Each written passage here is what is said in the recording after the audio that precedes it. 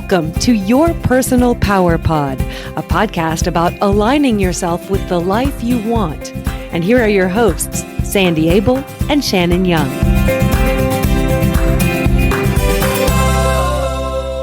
Shannon, it's another gorgeous day. I think we've gone from winter to summer. We skipped spring, but it's pretty. How are you today? I'm well, thank you. I'm experiencing a little bit of season shock.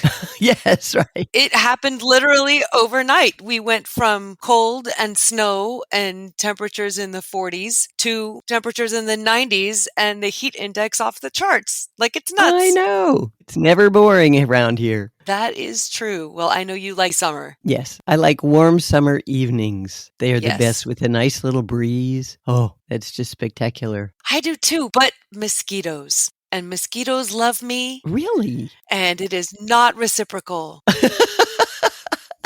Well, we'll have to get you some mosquito repellent or something to distract them. I just need some kind of a garment made out of netting. That's what I need.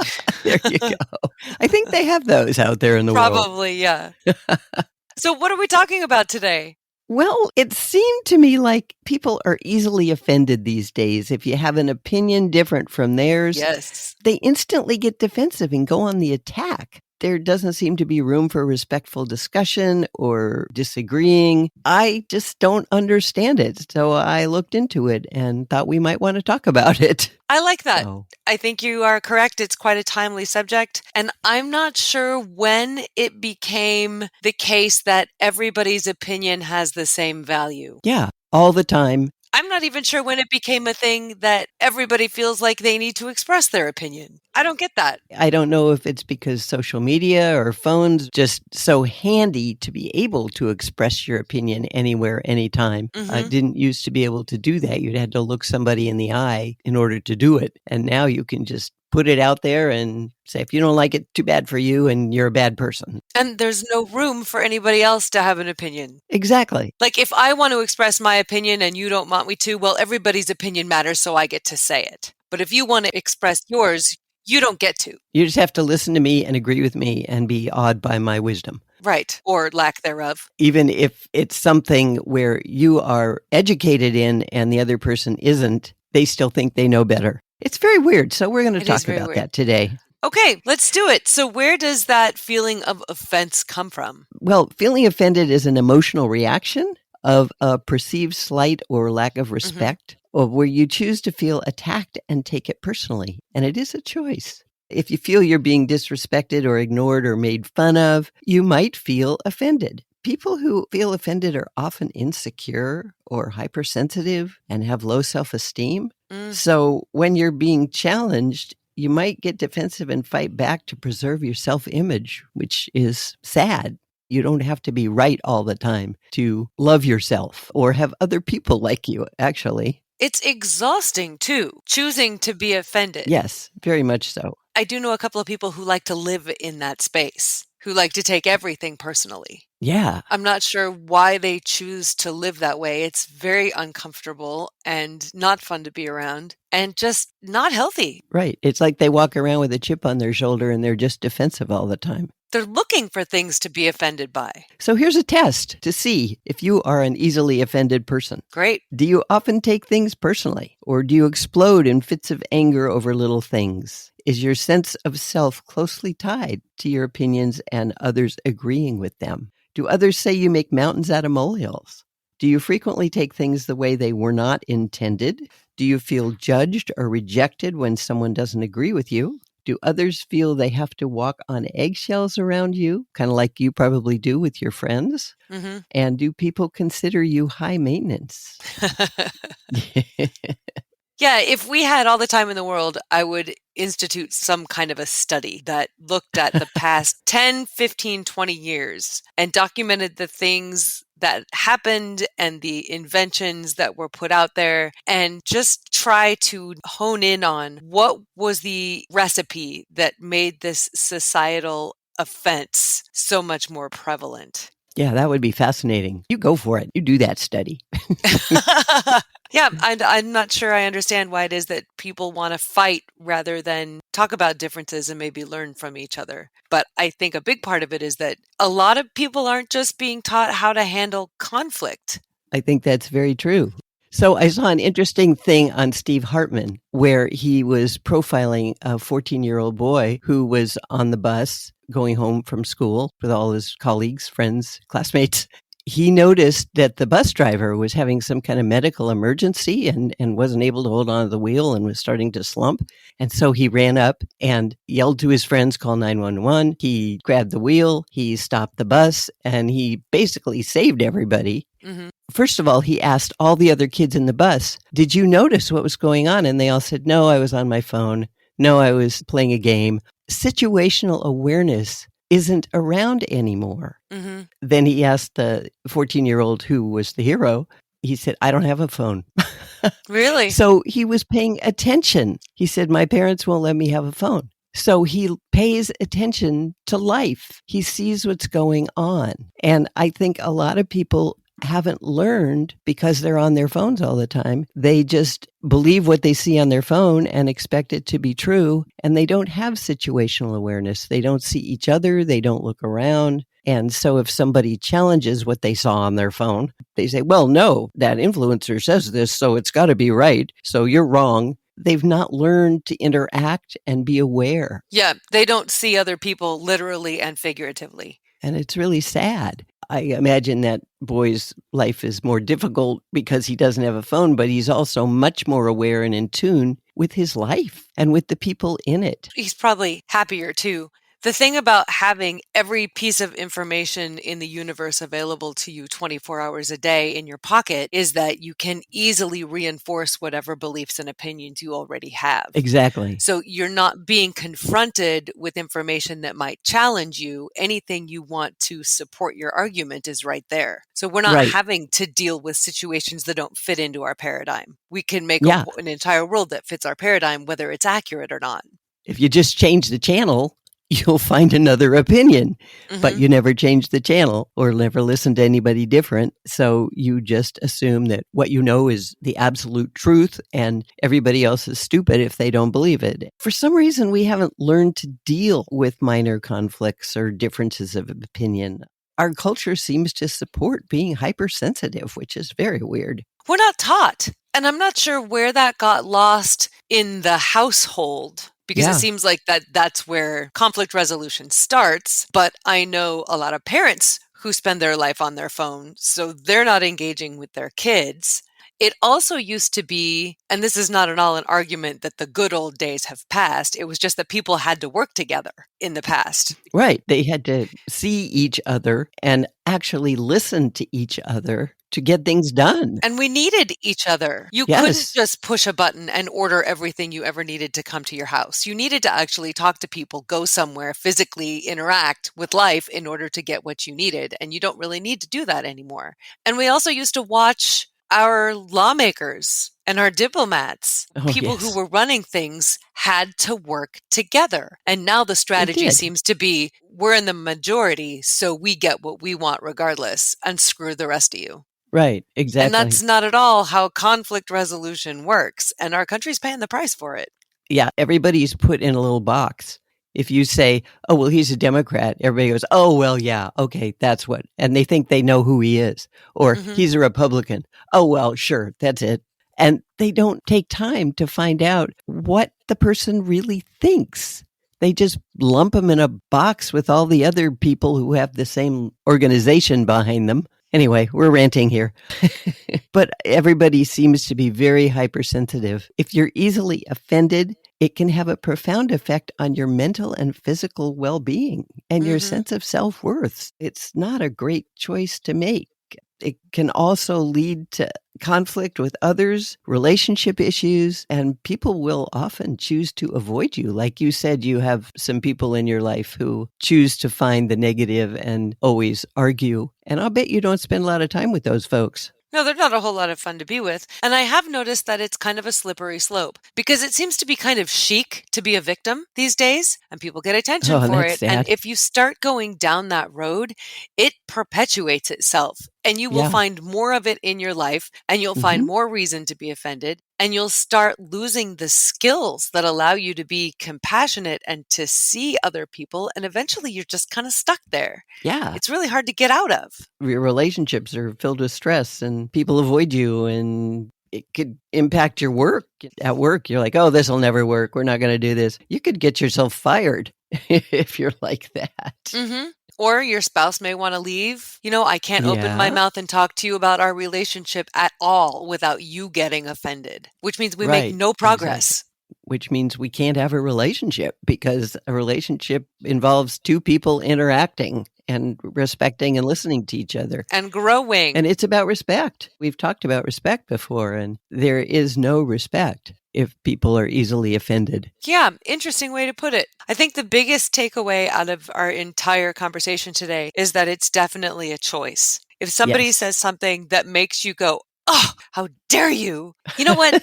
Take a second, take a breather. Chances are it's really not about you. It may be about a philosophy you have. It may be about someone you love, but really it's mostly about the person who said or did whatever it was that offended you. Right. People tend to make things about themselves these days also. Yes. They don't say, well, that's your opinion and I have mine and let's still be friends. Mm-hmm. They say, well, if you have that opinion, we can't be friends. It's like, whoa, wait. So it's also good to look at things from the perspective of the other person. Are they being deliberately offensive or are they just sharing their thoughts? If they're being deliberately offensive, why? What's going on behind that? Is it fear? Is it pain? Is it anger? Sometimes it's just that nobody's bothered to listen to that person. And sometimes all people need is to feel heard. Yeah, that is so true because people don't listen to each other very well these days. That's another skill that's kind of shaky for lots of people. And did they mean to offend you? Yeah, right. It may just be that they're like, hey, here's why I think this. Here's where I'm coming from. That's very different from them saying what you think is wrong. That's acknowledging that, hey, I've had a different experience, and so I see things differently. Exactly. Because we all come from where we come from. One person may have experienced one thing and the other person may have an opinion about that, but not experienced it. I've often referred to on our conversations the two Supreme Court justices, Scalia and Ruth Bader Ginsburg, who disagreed on just about everything as far as the law goes and the cases they had, but they were the best of friends because they respected the fact that they each had the right to have an opinion, and when they were making a decision on a case, they did their thing. But outside of the courtroom, they got along great. Mm-hmm. And they were able to separate that. And I wish people could do that. Yeah, it takes a certain muscle to get yourself out of that pattern of thinking. Yeah, you have to ask yourself if it'll help or hurt. If you choose to get offended, then how can you turn the situation around? What can you do to make it different? First, don't assume that that person is purposely doing or saying things to get to you. Right, absolutely. You have to give people the benefit of the doubt and identify if they're trying to be offensive or just sharing a thought. Mm-hmm. And this is key here because you can't move forward if you're choosing to be offended. You're basically backing yourself into a corner. If you can say, oh, I think they're just sharing where they're coming from, then maybe we can learn from each other. That's one thing. But if you identify that this person is deliberately being mean or rude or disrespectful, well, then maybe you want to make some different decisions about hanging out with that person. Right. But you can't make either of those distinctions if you just choose to get offended. Right, exactly, because that just stops everything. Uh-huh. Understand that being offended doesn't really equal harm unless you choose to let it harm you. Harm is being physically hit or somebody does something and you lose your job, that kind of thing. But just somebody sharing a thought is not really hurting you unless you choose to internalize it. So we're back to it's your choice. And there is a big difference between somebody being offensive and somebody being abusive. Oh, yes. Absolutely. Total difference. Learn to identify which is which, because it's really easy to get offended by the guy in the office who's telling sexual off-color jokes all day long. And he probably shouldn't be doing that. Saying, yeah, this offends me, but it is also completely and totally inappropriate. So figure out what it is that made you feel that way. Yeah, why are you upset?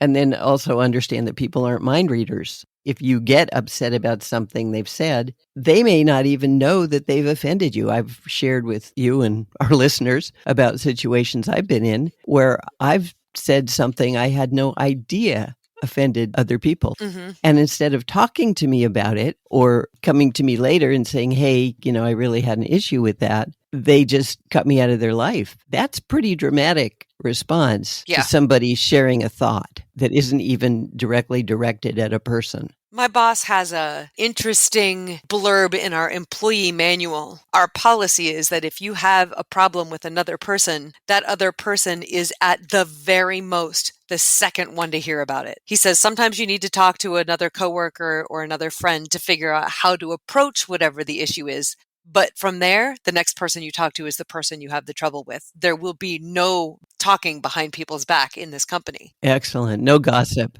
That's in our employee manual. Isn't that great? Yeah. Wow, he's a wise guy. We work too closely together. It's just, right.